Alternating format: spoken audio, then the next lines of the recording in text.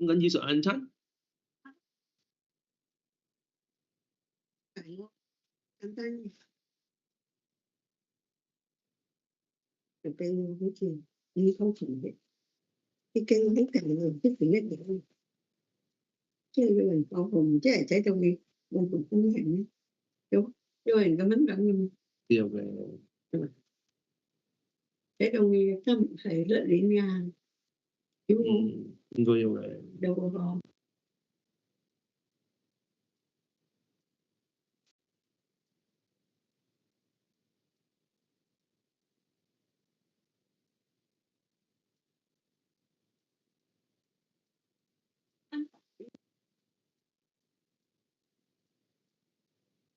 嗰時咧正氣啊，正出門做工。應該都係啦。咁樣我都唔知去咗邊，而家都唔知去咗邊度咗。轉左又唔係，轉右又。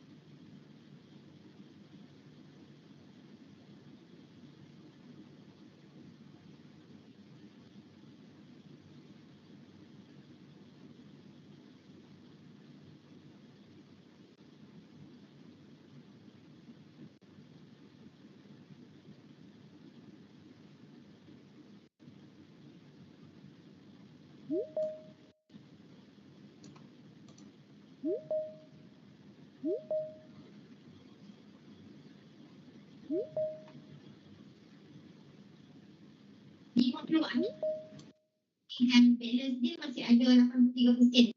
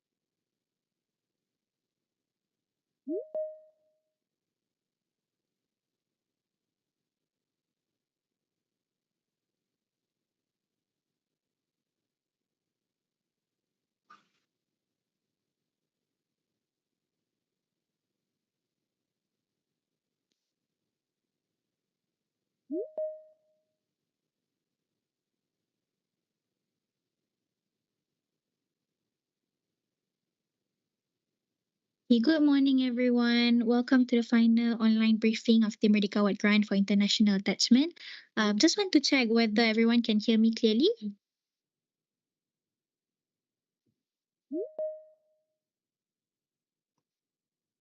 Is my voice clear? All right. Okay. Yes, So yes. thank you so much. What about on YouTube? Can you hear me well? You guys on YouTube?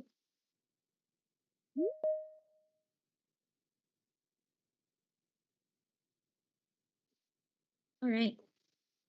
Okay. So audio is all clear. So we are expecting to start at 11:30 a.m. So let's give a few more minutes to the attendees who has registered for this session to join in. Then we'll continue at 11:30. Thank you.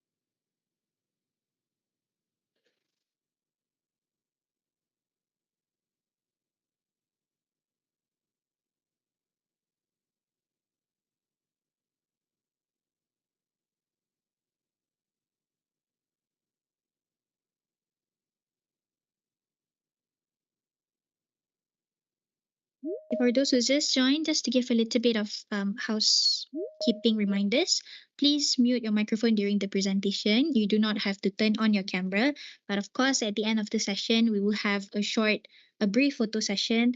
We would appreciate if everyone could turn on their camera and we can take a nice photo together. Okay, and then during the Q&A session later, please feel free to unmute yourself. You state your name and organization, and you may direct your questions to the speakers. You can also put down your questions in the chat box and we will answer accordingly during the Q&A session later. Okay? We'll wait a few more minutes and we'll start at 11:30 sharp, hopefully. Thank you.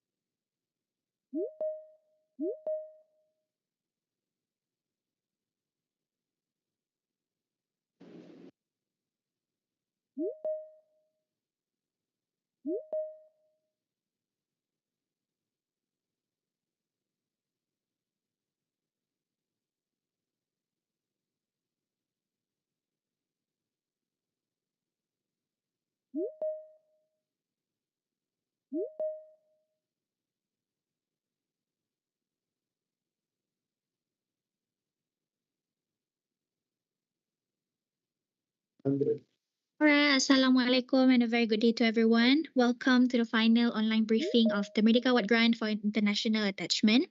On behalf of the trust, we would like to say thank you so much to each and every one of you for joining us today. So I'm going to give a little bit of housekeeping reminders. Again, please mute your microphone during the presentation. You do not have to turn on your camera because we want to avoid any disruptions to the line connection. And then of course, at the end of the session, we will have a photo session, a brief photo session. So we would appreciate if you could turn on your camera then, so we could take a nice photo together. And then during the Q&A session later, please feel free to unmute yourself, state your name and organization, and you may direct your questions to the speakers or to us. Okay? You can also put down your questions in the chat box and we will answer during the Q&A session later. Right? Okay. So today we have an exciting program that we'd like to share with all of you, which is called the Merdeka Award Grant for International Attachment. So I'm going to go through the agenda with all of you first. First, our session will take roughly around 1 hour, and I'm going to do the introduction to our grant program first, followed by the application process and our grant requirements. And then we will have a sharing sessions by some of our past grant recipients who are here with us today, which are Dr. Wanu Fitri, Dr. Feng Ying Sing, and Dr. Ng Chak Chuan. And lastly, we will have our question and answer session. So again, you may jot down your questions in the chat box and we will answer during the session. So please stay tuned till the end. And our session, we are expecting it to be ended at 12:30. All right. So, all right, sorry. What? Okay. So I'm going to give a little bit of an overview of the trust fund itself. So the Merdeka Award Trust was formed in 2007 via a collaborative effort between Petronas and Shell to reward and recognize individuals as well as organizations who have contributed a lot to the country. Basically, those whose works and achievements have impacted the nation positively. So we also would like to have more Malaysians to become like our Merdeka Award recipients via our programs. So what are the Merdeka Award programs? We have two signature programs. The first one is the Merdeka Award itself, which was introduced back in 2007, and we had our first award ceremony in 2008. And the other one is Merdeka Award Grant for International Attachment, which was introduced in 2012, and we had our first grant program in 2013. However, since 2019, we have alternated both of our programs, so it is now organized biennially, meaning last year is the year for our award year, this year would be our grant year, and next year would be Merdeka Award year again, and so on. But this year it's a little bit special because it also marks our 10th edition of the Merdeka Award Grant for International Attachment. Okay. So next up is the Merdeka Award Grant for International Attachment. The purpose of this program is for young Malaysians to have the opportunity to go for a short-term collaboration at any internationally renowned institutions. The aim for our program is for you to enhance your skills, to broaden your knowledge in various fields, including education, community, environment, science, technology and innovation, humanities, arts, and even sports. So this grant has something for everyone, basically. It has everything under the sky. So what we wish you to achieve is we want you to develop your personal growth and we want you to advance your professional achievement by going for our 3-month attachment at your university of choice. Okay? So you just need to come up with a proposal of anything that you are currently working on, any project that you are currently doing, and you have to submit your application online via our official website. Okay, and then we also get asked this question a lot, whether the Merdeka Award Trust has any rights to your research or project. The answer is no, we do not have any rights or we do not have any claims to your research or project. Everything yours is exclusively yours. We just want you to level up your skills. We want you to learn as much as you can, gain as much experience as you can. So when you come back to Malaysia, you can share everything that you've gotten over there to your friends, your colleagues, your peers. And ultimately, our ultimate goal is to have more Malaysians to be excellent. Okay, and then a point to note here is that we have opened the application for our grant on the 1st of January and it will be open until the 1st of May this year. Again, all applications are to be made online only via our website at www.merdekaaward.my. Okay, next is the summary of everything that you need to know about our grant. So our grant is open to all Malaysians between the age of 22 to 35 years old. Basically, this age requirement means we follow your birth year. So if you're born between 1990 to 2003, then you are eligible to apply for the grant. Okay. The requirement for our grant is for academics or for someone who's doing research, you would at least need a bachelor's degree. Postgraduate students are also eligible to apply. And then for working professionals, or basically those who are not doing any research, you would at least need a recognized professional standing and substantial accomplishments in the field in which you are applying. This means that whatever the project may be, it must be something that you just not thought of. It must be something that you are currently working on. You are doing it right now. Something like that. Okay? And then all applicants can choose to be attached to up to 3 institutions, and all the attachment must be to institutions outside of Malaysia. So it is, you have to be attached to any university or institution or NGO internationally. Okay. And then it is fully funded. We cover everything that you would need during your attachment, everything from your flight, your accommodation, your meal allowance, your logistic, your visa, insurance, everything from end to end. And then again, we would like to emphasize that there will be no employment bond with us or with Petronas or with Shell. Everything yours is yours. We just need you during the attachment. We just need you to prepare some reports, and when you come back to Malaysia, we just need a final report from you of the conclusion of whatever that you've done over there, and that would be it. And we also need you to compile your receipts during the attachment and share it with us, and that's all that we need from you. Okay, you are not tied to any contractual obligations whatsoever. Nothing. Okay, and then again, we do not own your research or proposal post attachment. Okay. Next is the evaluation and selection process. I'm going to take you through quickly. So we are now at stage 1, the application stage. So the application has been open from the 1st of January, and it will be open until the 1st of May this year. So you still have some time.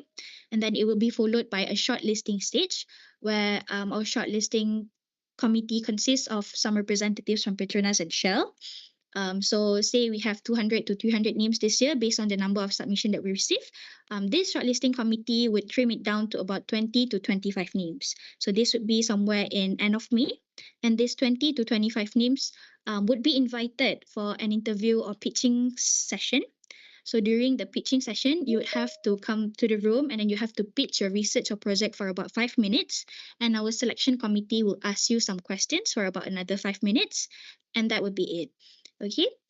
This would be sometime in June, Ms. Anto. So not to worry, because prior to the pitching session, we will provide you with a workshop. We will train you how to pitch successfully, we'll train you how you can present your project efficiently, something like that. Okay. So if you're selected by our selection committee, that means you are our finalist. So the finalists would then need to submit a video pitching. So if earlier you have to do the pitching for about 5 minutes, this time around you have to narrow down the pitching to about only 2 minutes, and you have to submit the video to us, and we will play your video of you pitching in front of a camera during our board meeting. So our board of trustees will select you based on the videos that you submitted to us. Okay, so the final selection by board of trustees would be in July.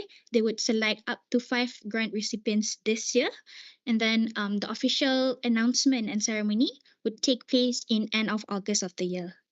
Okay, so if you are successful at any step of the way, we will let you know. We will notify you, we'll email you. And if you are our semi-finalist one, we will post you on our social media. So please do follow us on our social media. We are pretty much everywhere. It's at Merdeka Award.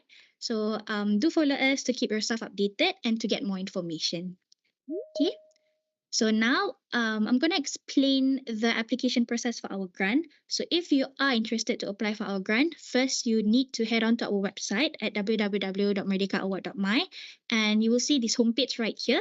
At the top right corner, there will be 2 buttons, award nomination and grant application. So in our case, we have to click on the grant application button. Once you click on the button, it will bring you to this page right here.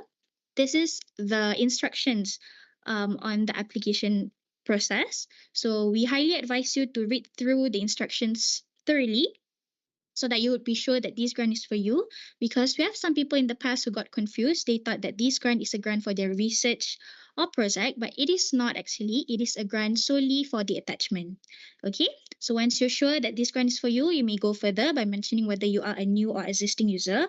If you are a first timer, you may click on the new button and you can key in your personal email. Once you key in your personal email, a token will be sent to your mail. It will look something like this. So please do also check your junk or spam mailboxes, because sometimes, due to our security settings, the email might be there. So the reason why we provide you with this token is because you can just copy this token and paste to our website, so you can just pick up where you left off, meaning you don't have to fill in the form all over again right from the beginning. You can just continue from where you left. Okay, so you just need to copy this token. If you have any trouble with the email, you can feel free to reach out to us and we will be able to assist you. Okay, so you just need to copy this token and paste it to our website. Then only you have to go through the 7 checkpoints. It may seem a lot, but it is not actually. We'll go through the checkpoints one by one. So the first step is for you to fill in your personal particulars, like your full name, your email address, your contact number. And then next is where you need to choose your application type. As I've mentioned earlier, we have 4 categories, which are education and community, environment and planetary health, humanities, arts and sports, and also science, technology, and innovation. So some people got confused. They informed us that their project is something related to environment, but it is also about innovation. So which category should they apply to? The answer is it depends, because you know your project best. So we advise you to choose a category that you are most confident in. Okay. Next is where you need to fill in your career and academic information. You fill in your working experience and then your degree, master or PhD if you have any. Very simple. And then step 4 is where we come to the proposal. At this stage, you just have to put the summary of your research. Okay, your full proposal is still need to be uploaded later at a later stage, but at this stage particularly, you just have to summarize your research or project in a nutshell. Okay, so it must be something that is simple, something that is easy to understand, and it must be within 350 words. And then just to get to know you a little bit better, to know a little bit more about your personality, that creative part of you, we also have this question right here where we ask you, how do you, in your current profession, demonstrate the spirit of Merdeka? So because we are Merdeka Award kan, so we want to see that passion, that determination, that spirit in you. So this question will be related to that. You just have to answer accordingly. You click save and then you go next. Next is where you need to list up your awards and recognitions that you have received. If you do not have received any awards, not to worry. You can just skip that question and you move further to the question below, where you need to list down any financial support or sponsorship or scholarship that you've been receiving. This is because we want to avoid duplication. We don't want you to be receiving 2 to 3 grants. 2 to 3 sponsorship or scholarship or grants for the same attachment. So to avoid that, we want you to list any sponsorship or scholarship that you've been receiving. And then next is where you need to upload all the required supporting documents. So these are the documents that we will need from you. First, you would need your recent passport size photo, a copy of your IC, academic transcript, and your attachment proposal. So this is where you need to upload your full proposal. We do not have any page limit, but of course it needs to be reasonable. 10 to 12, 10 to 15 pages is best, but we do not have any template as well. But again, of course, in any proposal, it needs to have the summary, the background of your research, and what you wish to accomplish within the 3-month attachment. Okay, and then you may put down your preferred institutions as well. You can put up to 3 institutions, or maybe you can go to 2 or 1. Everything is possible as long as you put justifications for it. Okay, and then next is the attachment budget. Again, for budget, we pretty much covers everything from your flight, your accommodation, your logistic, your meal allowance, your visa, your insurance. For meal allowance, we follow your current organization's daily meal allowance. And then for accommodation, some of our past grant recipients have stayed at an apartment, an Airbnb, anything that is suitable. And then we also cover any materials that you would need during your attachment. If you're going during winter, we also cover your winter clothing allowance.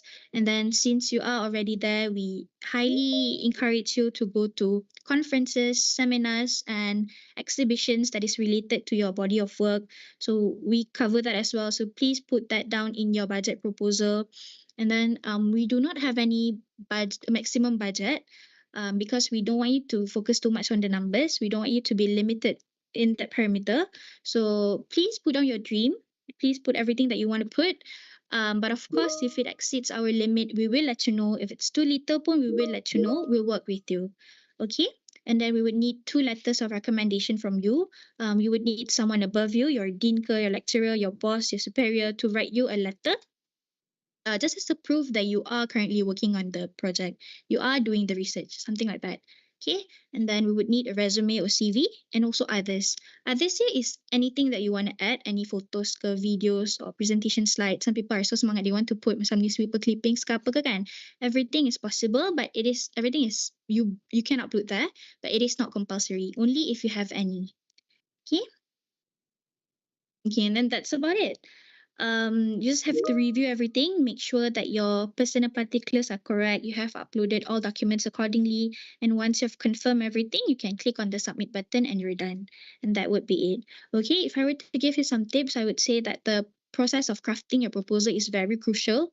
So it would be great if you could highlight on the potential impact that your project could bring to the nation or to the people of Malaysia, and also sustainability. It would be good, it would be great if you could highlight, if you could emphasize on the sustainability of your project, meaning when you come back to Malaysia, you will still be doing the project like it's sustainable lah. It's not like a one-time thing. Okay, so now we will proceed with the sharing session.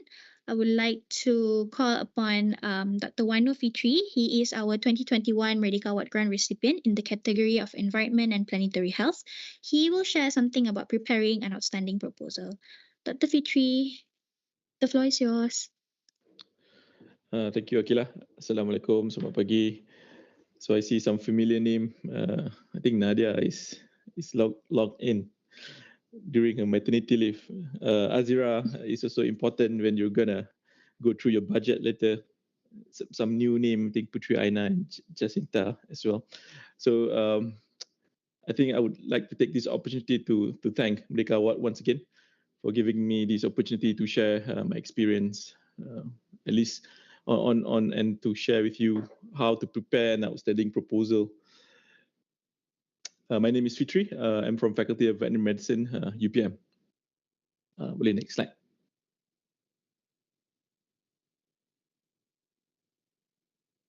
Right, so I summarized today's point into 5 main issue, ataupun 5 main point, which is according to Tiger's acronym. So T is for timing, I is issue, G is global, E for emotion, and R revolutionary. I'll go through one by one to help set the pace on what you would expect to apply for Merdeka Award. Next slide. Right, so if you're thinking about a proposal, right, I always think that timing is king. In a way that, in my experience, when we were applying previously, I think it was not me, the case that has a very good timing, but a colleague was applying for, during that time, there was a pollution involved, which was in Sungai Kim Kim. So I realized, like, wow, his application was very timely. And, you know, without even going to need to introduce very detail on what you're doing, having a trending topic such as that helps to introduce your topic better than anyone, because everybody was in the loop on thinking of what is going on the pollution of Sungai Kim Kim during that time. So I think it just aligns, or if you can align your proposal according to something trendy, although it may not necessarily be the case most of the time, but if you can, then I think you can use this for your advantage. Try to see what are the trending things, at least in your field that you know is up and coming, that you can utilize to make your proposal known, or better known and familiar to your panel. Next slide. And then you need to have a good issue or a problem. in a way that I always see that if it's a good problem or if it's a challenging problem, then it is a good problem. And if it is too easy to solve, then it is not a problem. So a good problem usually requires revolutionary approach to solve. So always think of an issue that you would like to put center upon, and to think of a really good problem is something that is not easy to solve in a way. Yeah, so in my case, we're doing tiger conservation, and we're thinking about addressing the extinction of tiger through cloning.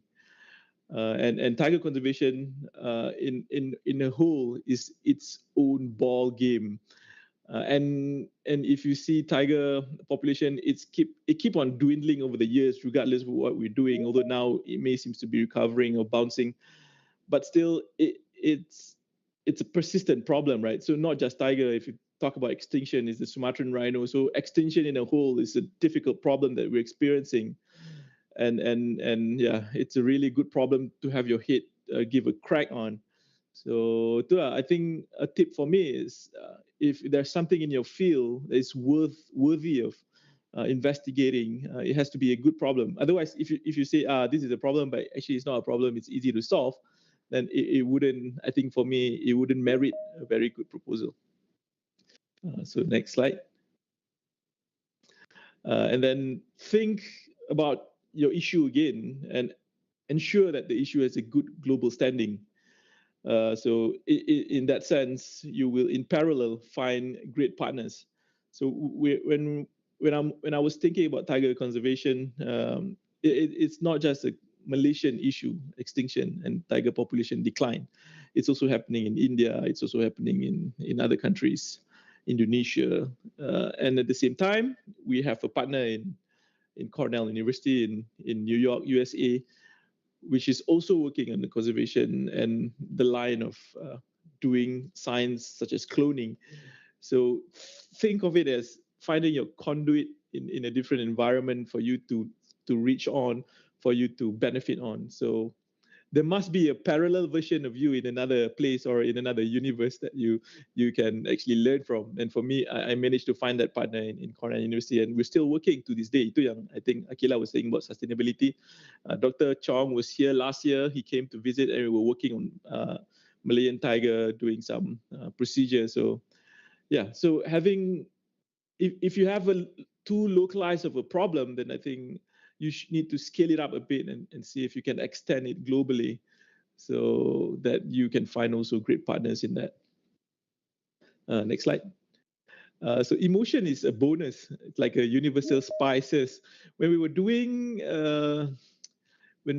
pitching practices, and when you see people use emotion as key, and it's almost like putting water in a hot pan. It just light up. Yeah. So I think if you can relate to your personal experience and rile up emotion, it's an easy way to spice up your proposal.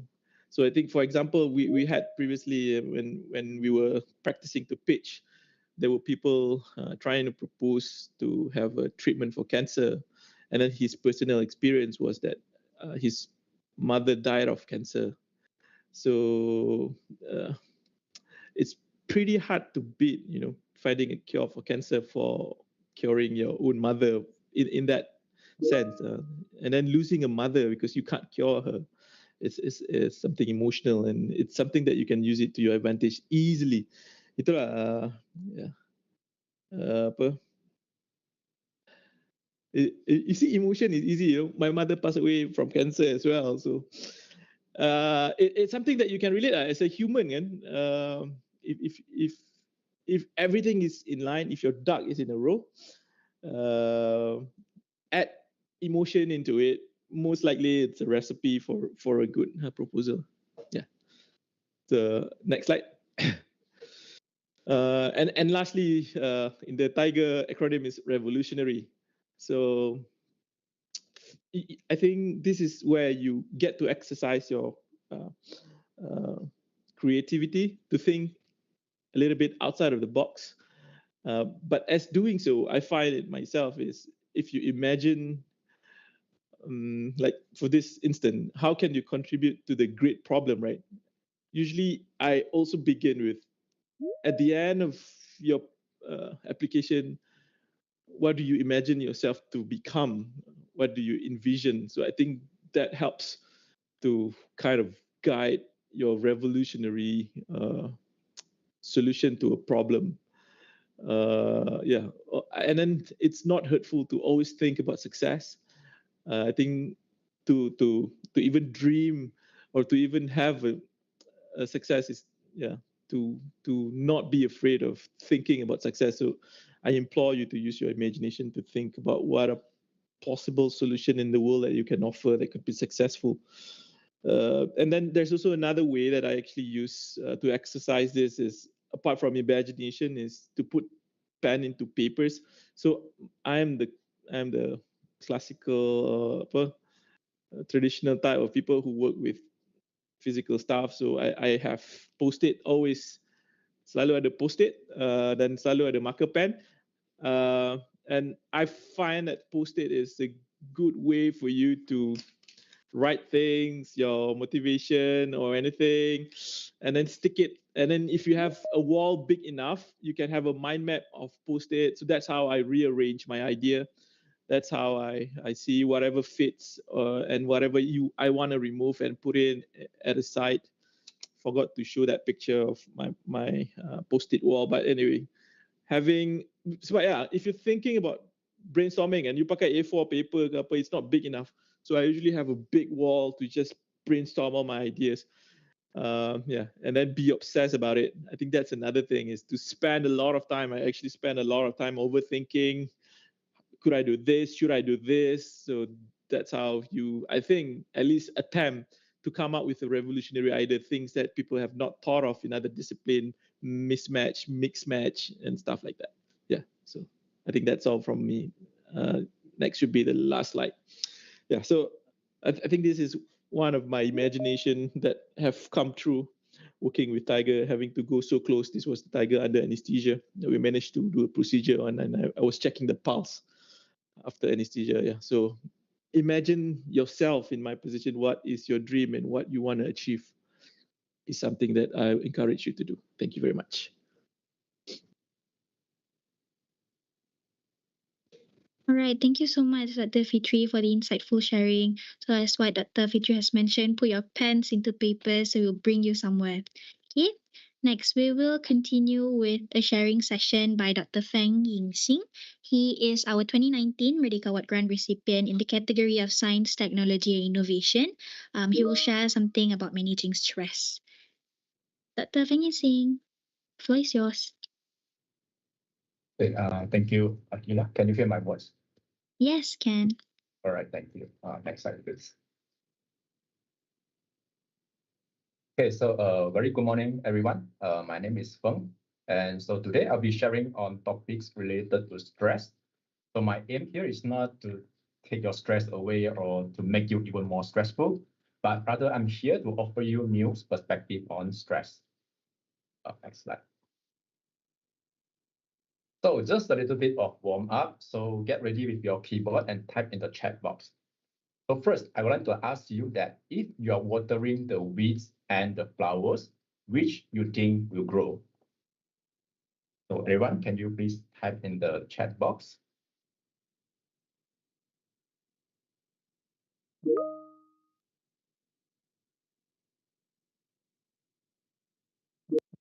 Okay, so thank you very much for your responses. So I've seen some of you just choose either A or B, but I think the most relevant answers will be both. So I purposely don't put it that way because I would like to encourage you to think a little bit more out of the box. So next slide. So it is very true that our brain doesn't have the ability to actually distinguish, especially our mental ability. Our energy is very reserved and limited. So it is very difficult to identify what is good or bad. So if you put your focuses on anything, that things will actually grow. So try to think our mind as a garden. So we have both weeds and flowers. So other than just keep focusing on the weeds and taking out the weeds, why not just put your precious mental energy on the goals that matters to you the most? And the good news is that, since our mind has a very limited capacity, so if we just focusing on the work, that the noise and everything, the stress will come somehow fades away. So if you are interested, you can actually Google what is called the flow state. So I also want to give you a very relevant examples. A couple of weeks ago, Akila texted me. So he sent me a little bit of descriptions and told me that I have to talk about stress. So what happened is immediately after after I seen her message, I became very stressful because all I focused on is the stress words. And then I start to link to all my past experience that is very stressful. After an hour, I realized that what happens, like my heart start pounding and things like that. Then I realized that I have put too much focuses on the stress itself until I change my mindset and say, okay, what are the things that I can feel excited and share about the audience? Then I start to think about the good things and the research I have done. So next slide. Okay, so just give you a little bit of hints on the neurobiology of stress. So once our brain is convinced that we are dealing with stress, so it will induce a response called fight or flight. And if you realize all your heart rate, your respirations, even your muscle become tensed up. So if we zoom in and see what's happening within the brain, so under the very high workload conditions, and if you're under the influence of the negative states, we can see that there's a significant reductions of the prefrontal cortex activations. So which means the blood flow going to the prefrontal cortex that is essential for higher cognitive brain functions such as decisions making is being reduced because the blood flow is being diverted to whatever, like increased heart rate or tense up your muscles, to preparing you for a threat that your brain perceives. So the pro tip here is that, so if under a heated situations, try not to argue with facts and logic with another one. Next slide. So now, second quiz. After we talk about stress, now I want to ask you the questions. Do you think stress is a bad thing? So feel free to type in the chat box.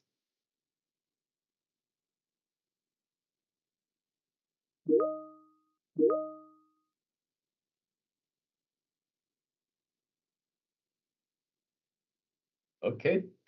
I guess our audience here are quite positive mindset because most of you choose maybe, or some even choose no, and you think that stress is not a bad thing, which is a very good start for our talk today.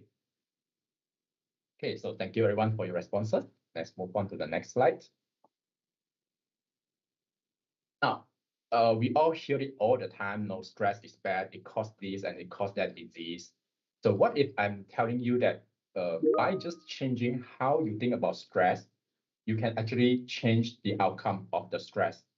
So whether or not stress is a bad thing is really highly dependent on what we believe about stress. So I'm excited to show you what the research found on the next slide. So a study at Harvard showed that by just doing cognitive reappraisal, which means the researchers try on one of the participants' groups by telling them to change their perceptions about stress. For example, when you're experiencing stress, you feel some changes in your body. Try to convince yourself that my body is helping me, preparing me to overcome the challenge, and so on. And surprisingly, they found that the groups that have undergoing this reappraisal by changing their mindset about stress show a much healthier cardio profile, which means you can see that their blood flow are more efficient, and you can see that their blood vessels are kind of more relaxed, expanded, and so it can bring more oxygen to our brain to support the functions, as opposed to the control group, but they didn't go through this cognitive reappraisal. They have the old mindset about stress. You can see that the blood vessel is very narrow, and this already proven that it's linked to increased risk of the cardiac arrest. So now the key take-home message here is that if we perceive stress as helpful, our blood vessels and body will actually change, and we have a much healthier cardio profile. So our goal here is not to get rid of stress, but rather thinking on how to make ourselves better when handling stress. Next slide, please. So the summary of this talk is very simple. So first, I want you to understand that what we focus will grow. So try to protect and spend your mental energy wisely. And secondly, I have to show you the signs that, when we are under stress or negative emotions, it will actually ruins our decision-making ability. So try to pause and avoid making important decisions when you are not in a good state. And three, we can't avoid stress in life. So how you think about stress truly matters the most. So it can not only help you be better at stress, but it can truly transform your health and your life experience by just changing how you perceive stress. And number four, so we are all humans and social beings. So if you are undergoing extreme stress or negative emotions, try to find someone to talk about it. And number five, if you're aware that I haven't anything about diet, sleep, exercise, the reasons are simple. First, because I have limited time, and second, you can easily Google them. So like my case, when I go through attachments in the US and I don't have friends, I begin very lonely and I do not know anything about the universities. So what I did is I joined a sports clubs to help me build connections. The last slide. So I want to leave you with one last pro tips. So I faced a lot of uncertainty. Just post-COVID time, it was an extreme winter. So new environments, do not have friends, feel lonely most of the times. So I joined a lot of those sports clubs, and then I try to remind myself that I can't just take away stress. It has been like with us all throughout the life.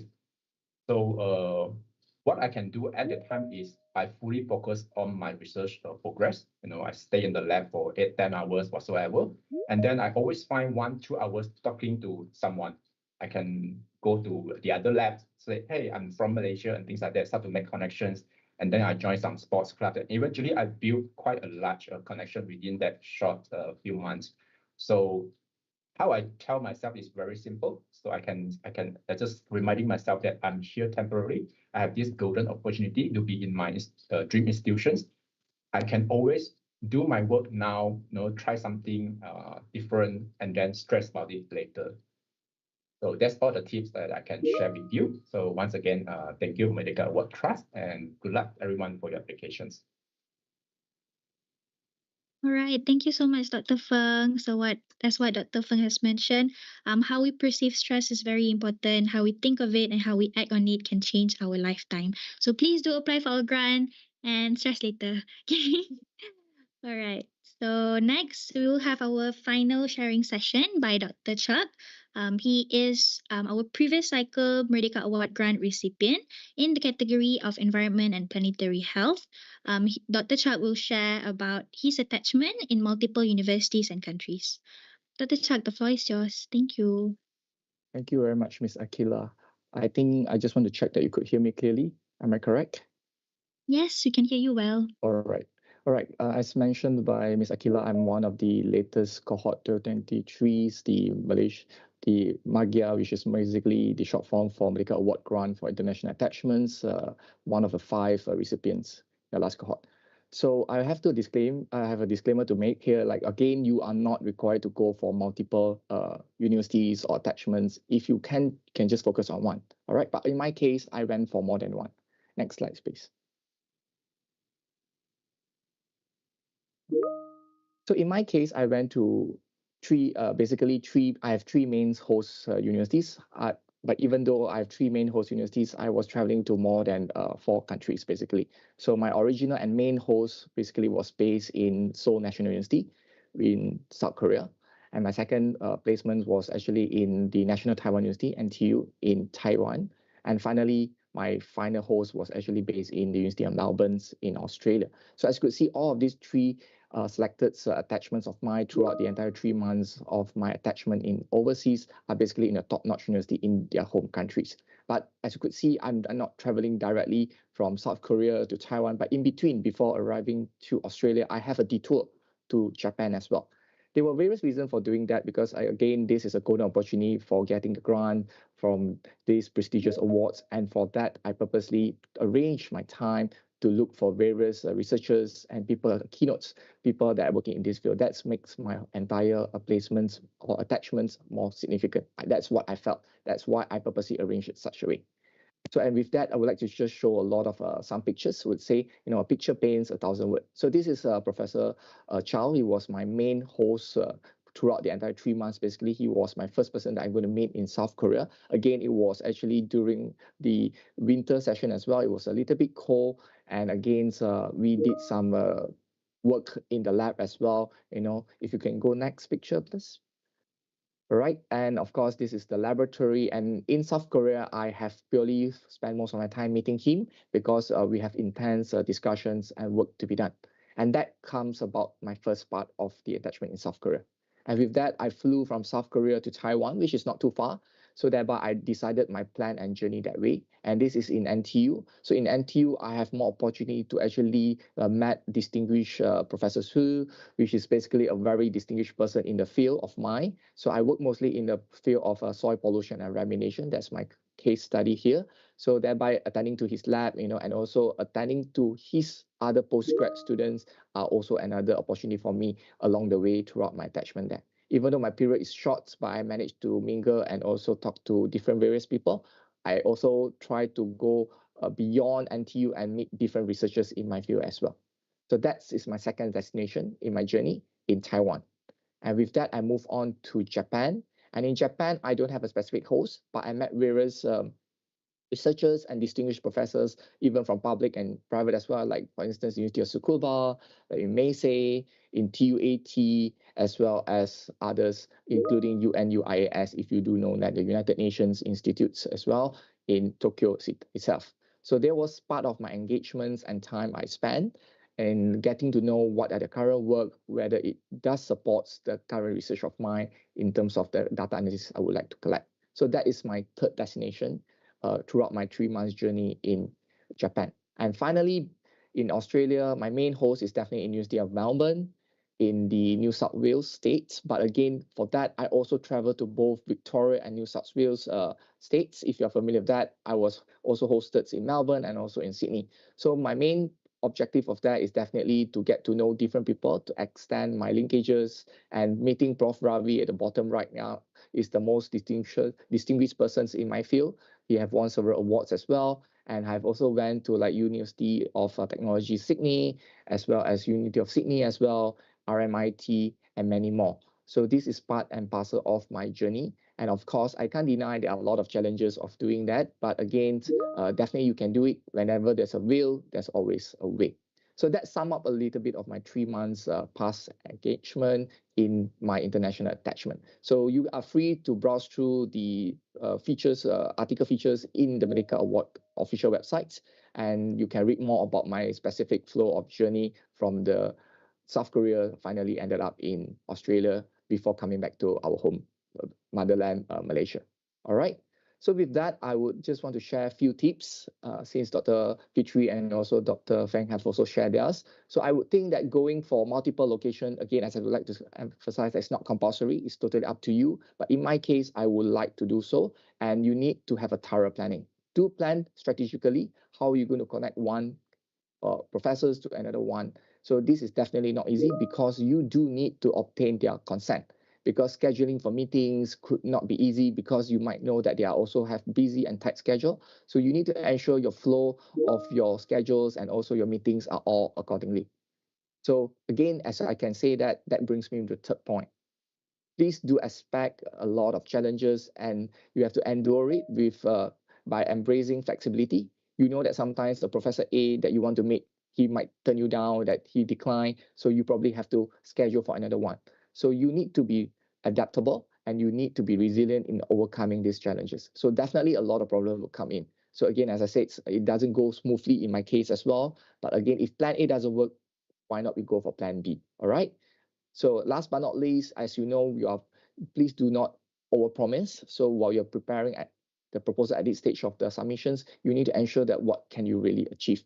So be authentic of what you want to achieve and be consistent and try to achieve it and try to know the challenges that you're going to face and work on it. All right. No one plan to fail, but if you fail to plan, then you have to work out a plan and get it done. All right. So I think that's a little bit about what I would like to share, and please get connected, okay? And I always feel positive whenever that just do what you can with what you have and where you are. Do not be demotivated if you are not selected this round. Please work harder the next round if you are still eligible to apply again. All right. So with that, I think thank you very much once again to Ms. Akila, and also the opportunity to share with all of you. All the best in your application submission. Back to you, Ms. Akila. All right. Thank you so much to Dr. Chuck. It's interesting to see how Dr. Chuck's experience in multiple attachments, it sort of opens our eyes to see how a single attachment can provide so many opportunities. Kan? All right. So now it is a session for question and answer. If you have any questions, please feel free to unmute yourself, or if you cannot turn on your microphone, you can also put down your questions in the chat box and we will answer accordingly. Okay?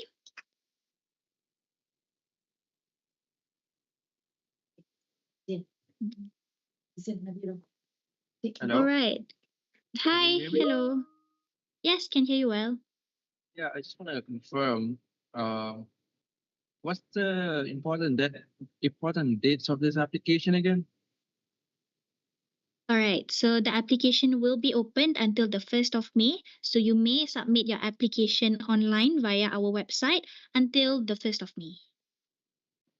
I just want to know the dates for the interview, the video, and then the acceptance, and then when do we go?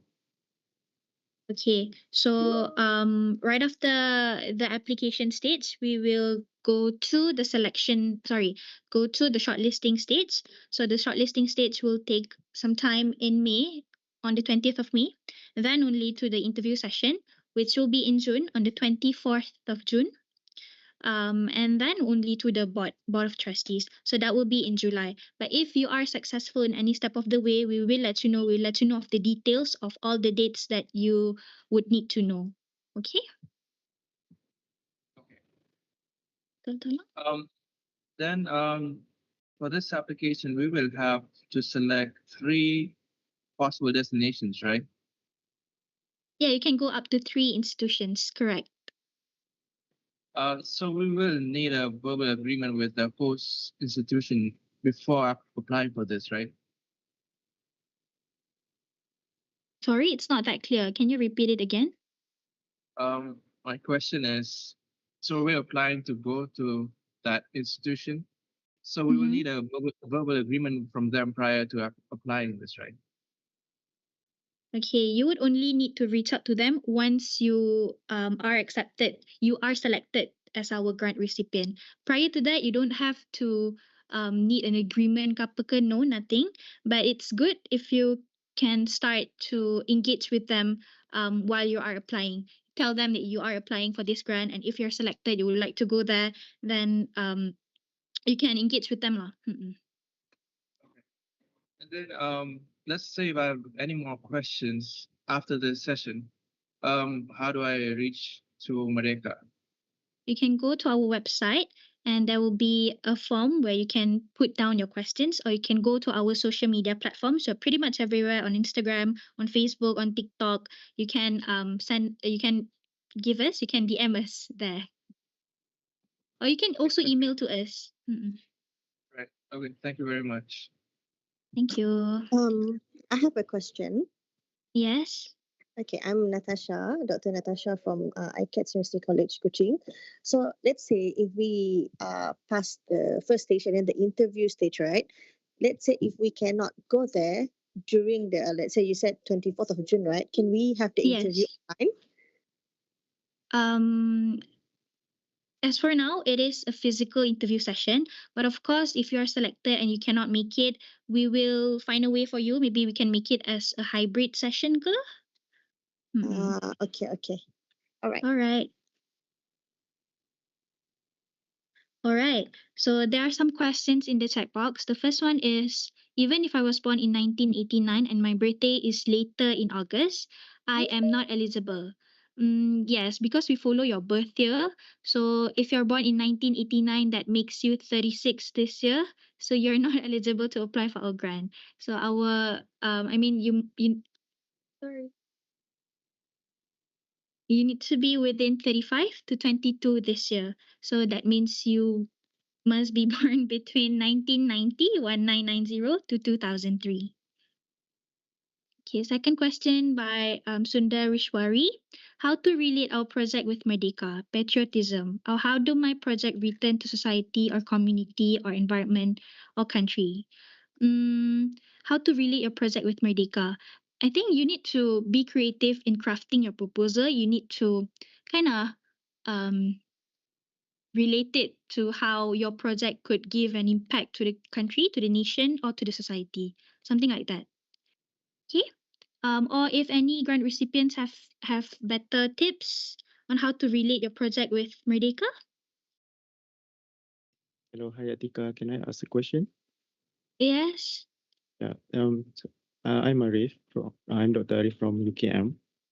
I was just curious about you were talking about something, the project that we are working on right now, right?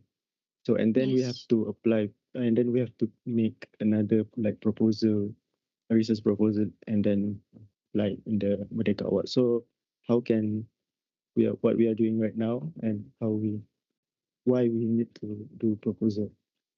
Okay, so I think it's important to understand that our grant is an attachment grant. So a proposal for us means what you wish to accomplish within that 3 month. So it's different from your current research because your current research is see. ongoing kan, more than 3 months. So your research, your proposal for us is only for the 3 month period. So it's not the research proposal, it's like the attachment proposal, something like that. Yes, Right? what you wish to Okay, yeah. accomplish within the 3 month. Okay, thank you. Welcome. Okay, there's also one question by Lai Haoran. The online instruction states that the proposal has a 2-page limit. Is this still the case?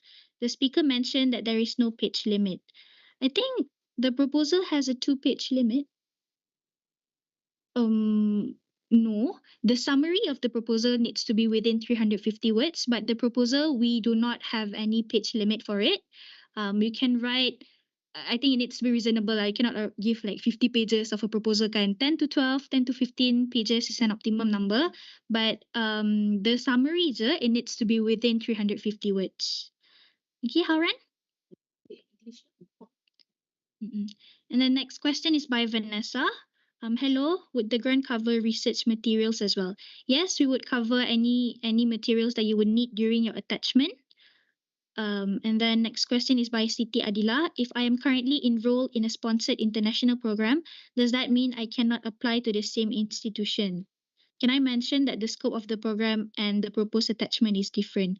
Currently enrolled in a sponsored international, does that mean I cannot apply to the same institution? Can I mention that the scope of the program and the proposed attachment is different?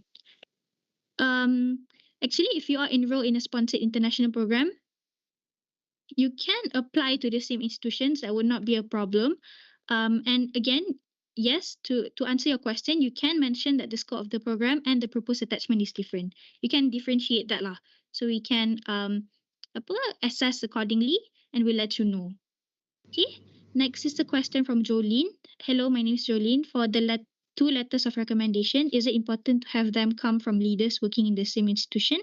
Or can there be a leader from the professional industry advocating for myself or the project? 2 letters of recommendation can come from anyone that you know. Someone from your organization pun can, but a leader in the industry that you're working with pun can. Doesn't matter. As long as it is someone above you. Okay. Next is a question from Farhana. Am I eligible to apply if I'm not tied to any organization or institution? Yes, you can apply if you're not tied to any organization or institution because it's an individual grant. You do not necessarily need to be attached to any organization. So you fall under our working professional punya category lah. Okay, and then next, can the research or project be a personal project? Yes, it can be a personal project. Next, does the project needs to be an ongoing project if it is a personal project? Yes, the project needs to be an ongoing project. Okay, do I include the research or project proposal in the attachment proposal? Correct. You need to include your proposal in the attachment stage that I showed you earlier. And then last question by Siti Adila. Is it possible to know the average monetary amount applied for successful applicants? We do not disclose our budget to the public. But again, as I've mentioned, you may put down your proposal. You may put everything that you need during the attachment. And if it exceeds our limit, we will let you know. Okay? And then a question by Hussein, only for university lecturers and professors? No. It can be anyone. It is open to everyone, not only for lecturers and professors. Working professional who's not doing any research pun can apply for the grant. Okay. Next question by Hussein. You have any industry professional or government officers applying for it? Yes, we do have industry professional and government officers that apply for it. Teachers. We also have teachers who apply for it. Okay. Next question is by Aida. Do we have to approach the institutions ourselves earlier and establish the initial connection? This is similar to the first question. You do not have to be in an agreement with them, but you can let them know that you are currently applying for this grant. And if you are selected, you'll be going to the institutions. You can engage with them prior, but it's not necessary. Okay, once you have been selected as our grant recipient, then only you can discuss further with your host institutions. Next is a question by Risha. Can we plan different universities for attachment at different months, or it should be a continuous 3 months plan? You can split your attachment, meaning it does not necessarily have to be a 3 month full term macam tu. You can split it. Maybe in January you want to go for 2 months, and then you'll continue for another 1 month in April. That would be possible. Okay, and then a question by NHMZ. Can we have 2 different proposals? One proposal for one course, another reason for one course, but both related to health. Yes, you can apply twice. Yeah, you can submit differently. You can apply twice, but each application is for a different proposal. Yes, that is possible. Lab work. Did you? Can we plan? Okay, a question by Vanessa. Did you have lab work at the host institution, or was it mostly to learn techniques or build connections for future collaborations? It really depends on your proposal actually, because some of our past grant recipients have lab works done during the attachment, and you can also go for the attachment to learn techniques or skills or whatever that is related to your body of work.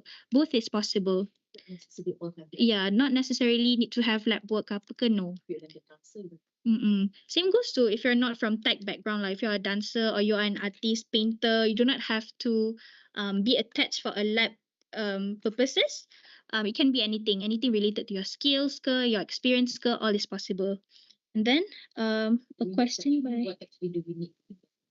During the attachment, what actually do we need to accomplish? Do we need to sit for the courses or complete any tasks?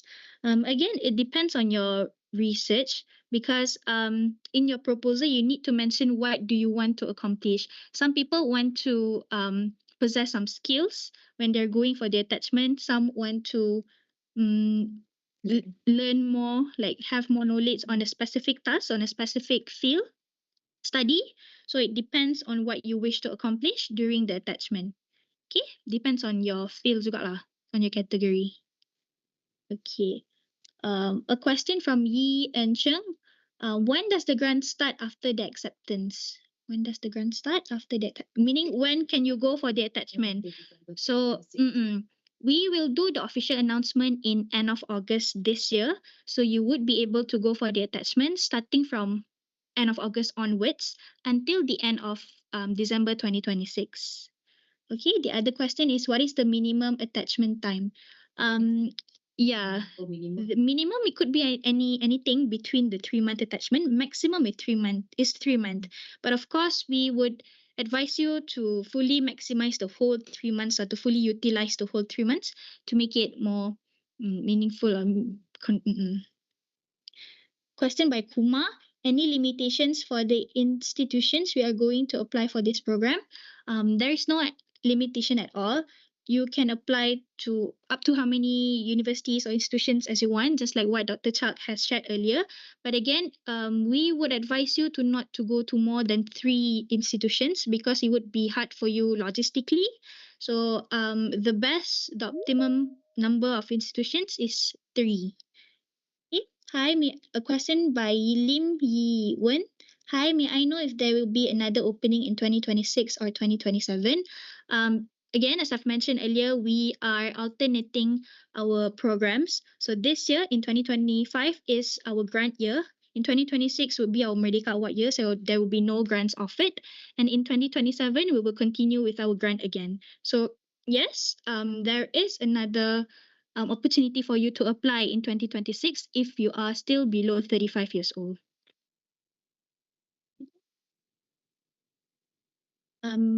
Question by Amiro. Is it only specified to do attachment? Is it only specifically to the attachment in university only? How about if we want to do attachment in hospital? No, not necessarily need to be attached to universities. You can also go to other institutions, health institutions, finance institutions, NGOs.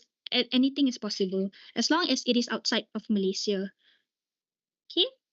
Question by Junko. Hi, I would like to know for the budgeting part, does any expenditure for experiments will be accounted in the budget? Yes, it will be covered. It will be covered by us. You just need to put down everything that you would need for the attachment, and we will assess it accordingly. Okay. Next is question by Jana. Does this grant open or eligible for social science research? Yes, it is open to all fields, to all disciplines actually, not only to science or tech background, but also to non-tech, like the social science, comms, economies, everything. Okay. Number 2, if no longer a student, cause just finished my master, may I apply for the grant? Yes, you can apply for the grant because again, our requirement is at least a bachelor's degree holder. So if you have finished your master's degree, then you will be able to apply lah. Doesn't matter. Okay, can Siu Tim, question by Siu Tim, can the chosen institution be local? No, it cannot be a local institution. It must be institutions outside of Malaysia. Okay. Ni tadi. Atas. Dr. Nur Fatiha, is it possible to have this recording session? Yes, we are also live streaming on YouTube and we will upload the recording version to our YouTube as well. A question by Farah Azwa. How about a freelancer, writer and digital nomad and still further in degree? Still further in degree? Is it possible to apply? Still further in degree, Farah Azwa? What does that mean? Are you still a student for degree? But if you're not pun, okay, not a problem. As long as you have substantial working experience, then you can apply for the grant. And then a question by Natalie. Just checking if you would like us to attach the JC ethics approval along with the proposal. Sorry, but can you explain further what does JC ethics mean? Sorry. So it's actually because there are projects that I'm doing right now at the university. So like if you need us to JC ethics, meaning that we deal with human subjects. So it's like a board that passes whether it's ethical or not. Yeah. On our part, we do not need that. So we just need some supporting documents that we have showed earlier. That's all. And then another one question by Izzat. If do so, we can do pitching BM. Can we do pitching in BM as well? Yes, you can do your pitching in BM. Not a problem. A question by Afzufira. Do you have any examples for the budget allocation that we can follow as guideline? Yes, if you log into our Merdeka Award website, under the budget proposal punya section, there will be a template for you, but it is just a guideline. You can add on according to your needs lah. Okay. Question by Siti Khadija. Can we request for advice from the Secretariat regarding budgeting? Yes, of course. You can drop us an email or you can reach out to us via our social media platforms. Okay, question by Nabiha. What the criterion what criteria and the panel usually look for successful proposal? Like either the proposal has impact to Malaysia, what they expect us to fulfill. You said it must be creative. Can you elaborate what kind of work you consider creative for this Merdeka Award? Yes. First, your research you must highlight the potential impact that your research could bring to the nation, to the society. And then yes, of course, it must has impact to Malaysia. You can highlight on that. And then you say it must be creative. Yeah, it must be creative because you need to kind of relate it to Merdeka Award juga kan. So you need to use your creativity to kind of relate that, and you need to highlight on the sustainability as well. Okay. Lastly, a question by Haziq. Can I apply to international campus of the institution that I'm working for? For example, the uni have a branch in Malaysia where I'm working, but I apply for the main campus in Australia. Yes, you can apply for the institutions that you're currently working for as long as it is outside of Malaysia. Okay. To review the Parliament. Okay. Jolene. Jolene, a question by Jolene. One more question. Do we need to give a specific amount or estimate in the budgeting template? I.e., we research general accommodation costs in the institution country, or do we just list it? Yes, you would need you would need to do some research prior to crafting your proposal budget. You need to study what is the current currency over there, what is the expected budget for flights, for accommodation, and things like that. Okay, logistics, your meal. Someone raised up her hand, Dr. Nur Shafika. Hi, thank you so much for your explanation and for this briefing session. All right, I've got a question. Not sure if has been asked previously or not. So basically, for example, if I want to go to few universities, how does it work? Will it be like I stayed at this university for one time and then move to the other? Or will it be like I have one principal university and then I just travel to few universities, but then I would have to go back to the principal ones? No. Both can. Both can actually. It depends on you. You do not have to have a principal university or anything similar to that. You can choose whatever institutions that you want to go to, and you may go to any of your preferred institutions lah. Chosen institutions. All right. Okay, thank you. Very clear. Thank you. Thank you. Hello, good morning, Miss Akila. Morning. Yeah, I'm Izzat from UPM. So I got one question here. Is there any bond of agreement between us and Merdeka after we finish the 3 months attachment? Sorry, is there any agreement between you and us? Yeah. No. And Merdeka You're after not we obligated finish, to any the- contractual. Yes. Okay, thank you. Thank you. Last 2 slides. All right.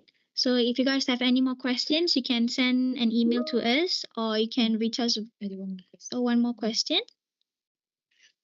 Will the amount of fund will be given before or we need to reimburse? We will give out the amount to you before your attachment once the contract has been signed. And if you, yeah. That's all. So if you have any more questions, you can email to us or reach out to us on our social media platforms. Now I'm going to explain a little bit about our Merdeka Award program. So Merdeka Award is a little bit different from Merdeka Award Grant, where first it is no self-nomination. You must nominate someone or someone must nominate for you. And then it rewards and recognizes individuals and organizations who has made who have contributed a lot to the nation. Okay, we have 7 categories, so the categories are quite similar to the grant because we emulated from this one. Education and community, outstanding contribution to environment and planetary health, outstanding contribution to humanities, arts and sports. Arts here means everything from performing arts, creative arts, fine arts, everything. And then outstanding contribution to science, technology and innovation, outstanding scholastic and academic achievement, Anugrahas Merdeka. Anugrahas Merdeka is given to non-Malaysians who do great work in Malaysia and also Malaysians who do great work outside of Malaysia. Okay, and lastly, Anugerah Harapan Merdeka. Anugerah Harapan Merdeka is our Rising Star category. They are not yet Merdeka Award recipient. It is given to individuals under 40 years and organizations under 10 years who have made significant impact to the country.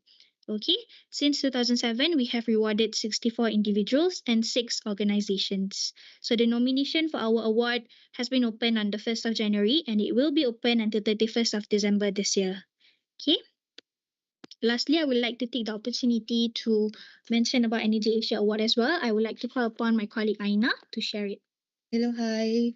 Good afternoon, everyone. So I would just like to include talking about the Energy Asia Awards to promote basically. So Energy Asia Awards is actually an award organized by Petronas with Energy Asia Conference. So it's introduced in conjunction with the second edition of the Energy Asia Conference. So what we are looking for this award is actually we want to reward innovators and also organizations that deliver impactful solutions that addresses the nation's growing energy demand, which also looking at the Asia's energy transition. So we have 2 categories for this award, which is first innovation category, which is called Eureka Award. So for this category, we are looking at honoring innovative projects that addresses the environmental challenges in Asia, for example, decarbonization, resource efficiency. And the second category is the social impact category, which is Trailblazer Award. So this award, we are looking at social impact projects that advance the energy transition in Asia. We are looking at recognizing projects in social impact, for example, in education, environment, energy security, affordability, and also accessibility. So if you have any outstanding projects or initiatives relating to the energy transition, so you are welcome to apply for the Energy Asia Awards. You can scan the QR code to access to our website and also to apply the awards through our website. So the awards is now open for submission from 6th January until 31st March 2025. You may visit our website, and also if you have any inquiries regarding the award, you may email to us at energyasiaawards@petronas.com. Okay. All right. Thank you so much, everyone. That's about it. Before we end, can we take a photo of this session of everyone? Please open the camera. If you're free, please feel free to open your camera so we can take a nice photo together. No, it's easy.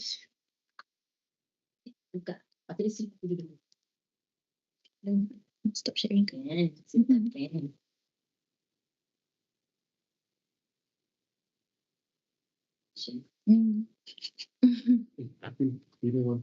Okay.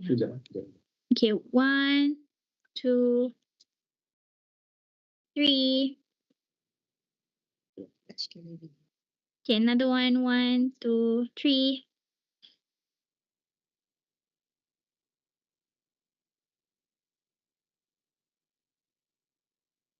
All right.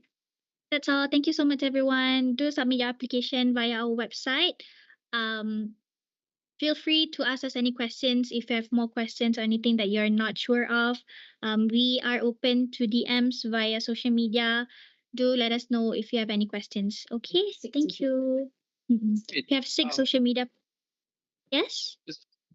I mean, can I ask again? Yes, sure. So yeah, the people who will review our applications, are they experts in the field, or do we have to make it a bit layman? Yes, it would be best if you could make it a layman's term, especially for the summary of the proposal.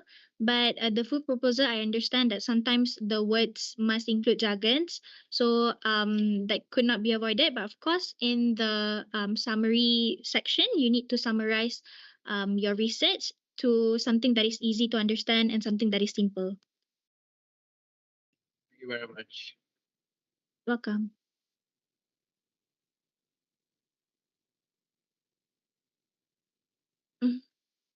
Thank you.